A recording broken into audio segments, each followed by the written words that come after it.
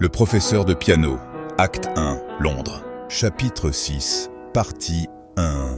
Les semaines s'étaient écoulées, et avec elles, la relation entre Rose et Edward avait changé subtilement, mais inexorablement. Chaque leçon de piano devenait un moment suspendu dans le temps, où les conventions de leurs mondes respectifs s'effaçaient, laissant place à une complicité troublante.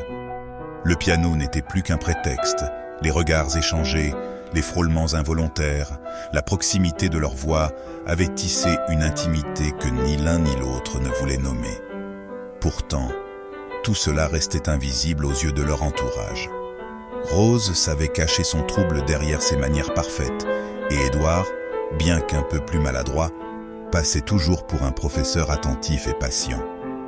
Un jour, lors d'un dîner en famille, Rose osa une demande qui marqua un tournant. « Père, dit-elle d'un ton qu'elle espérait léger, je souhaitais vous parler de mes leçons de piano. »« Oh, ces leçons !» répondit Lord Stirling, reposant sa serviette sur ses genoux. « Je dois avouer que je suis agréablement surpris, ma chère. Je ne vous avais jamais vue aussi investie. » Rose esquissa un sourire. Elle jouait son rôle à la perfection. « Justement, père, je pense que pour progresser véritablement, une seule leçon par semaine est insuffisante si Edward... Monsieur Blake, bien sûr, est disponible. J'aimerais qu'il vienne 2, voire 3 fois par semaine. » Son père haussa un sourcil, visiblement étonné par une telle demande. « 3 fois ? Cela me semble beaucoup. La musique demande de l'assiduité, père, répliqua-t-elle doucement. Et n'est-ce pas une vertu que vous m'avez toujours encouragé à cultiver ? Lady Stirling, jusqu'alors silencieuse, intervint avec un sourire satisfait.